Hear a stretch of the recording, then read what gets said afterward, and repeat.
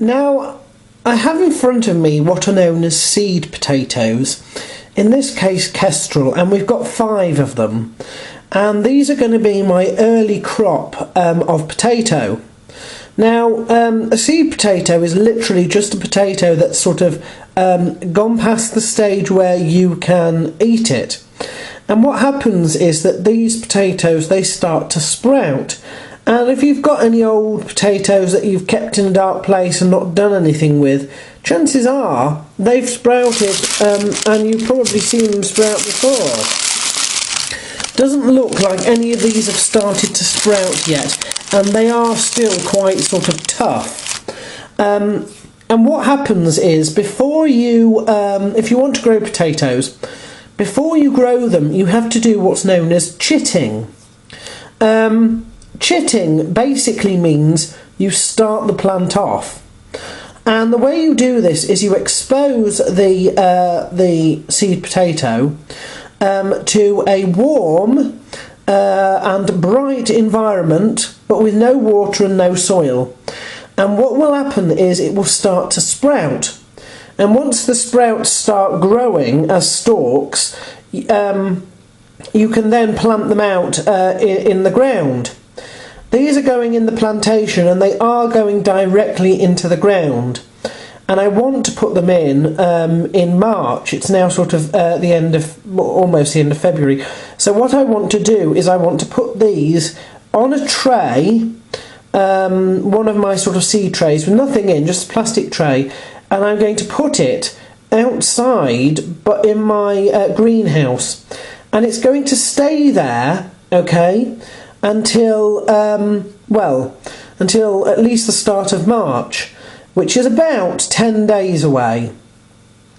What I'm going to do is I'm going to take a photo, if I can, of their development every morning and every evening where possible, and hopefully you should be able to see them start to grow. You might like to know that I also have a pack of 5 different types of potato, which I'm going to chit later, to plant later, to harvest later, and that of course will be my mid-range crop. And then I'm hopefully also going to get a 3rd bag, which I haven't got yet. And again, the later you chit them, the later you plant them out, the later they actually develop. One seed potato produces a single plant, but a single plant can produce quite a lot of potatoes. So I'm not too worried. A bag of 5 is fine. That'll be 5, 10, 15 plants across the year, and that'll be fine for me.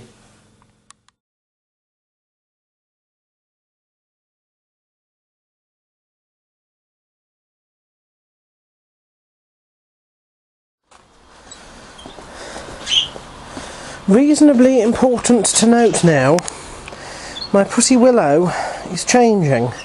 Doesn't look like it, but let's zoom in on one of these catkins. The fluffy catkins that started off pink have turned white.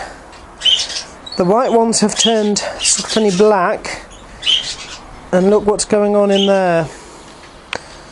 The flowers are beginning to come out.